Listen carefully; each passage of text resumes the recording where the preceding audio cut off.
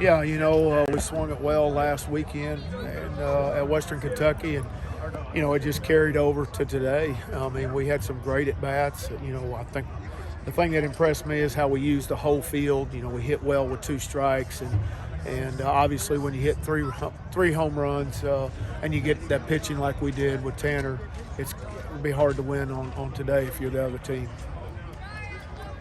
Coach, was at the bottom of the 4th when you started those runners, kept you out of a double play, and then Gabe comes right behind and gets you 2 big RBIs. And that was huge too. Of course, we were 1st and 2nd at that time. I think we had Will and Pato on. We started up those runners and got it to 2nd and 3rd. Gabe's been struggling. I mean, you know that, I know that, he knows that. But for him to come up big there in that situation, 2-out situation, get that 2-out hit, and push that 4th and 5th run across, that was a real big momentum swing for us.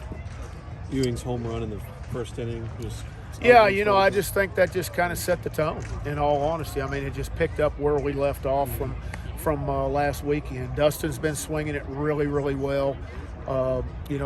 Reese had kind of cooled off for a little bit there, but to get that swing today and then follow it up with a double there in the 8th, I thought, he had some really good at-bats. Will McGillis, outstanding at-bats, had the solo homer, but, I thought he used the field well with 3 hits. But real proud of our guys and how they continue to compete. And Tanner Hall, what can you say? I mean, 11 strikeouts, no walks, covered 8 innings, 102 pitches, and then Harper turns it over to Harper there in the 9th. What was the discussion of having him go back out for the 8th? There wasn't really, Oz. He and I talked about it, and we felt like we'd kind of pushed him a little bit. He was at 93 after the 7th, and we decided to let him go back out. He had a left-right left matchup with that, and he said he felt good. He was only at 93 pitches, but after he cleared that 8th inning and was at 102, that was enough. Do you sometimes, no disrespect to Ben, but do you sometimes scratch your head and think maybe he should have been my Friday guy from the start? And who, Tanner? Yeah.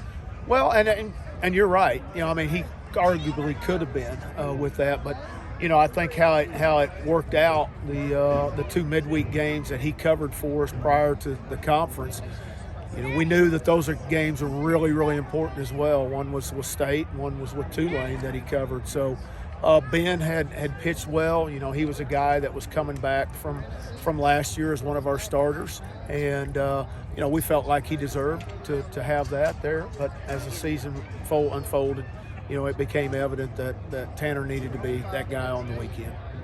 Coach, back to Tanner. I think it was the top of the 3rd.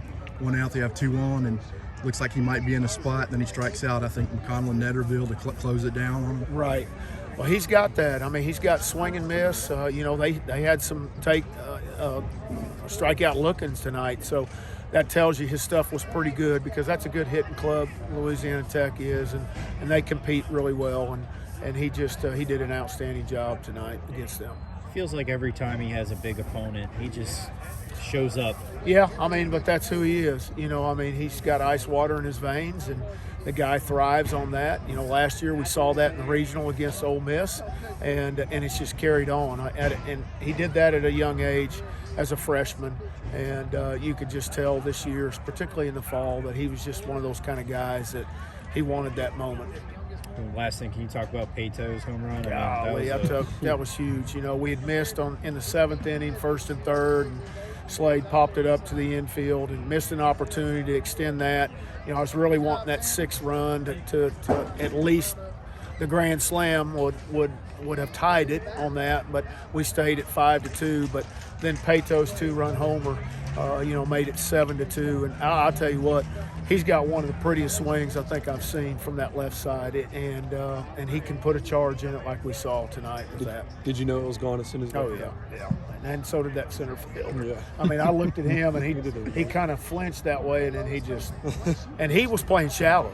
They were playing shallow, so I knew when he didn't take off after it, and as shallow as he was playing, that it was well hit. All right, Coach. We'll see you.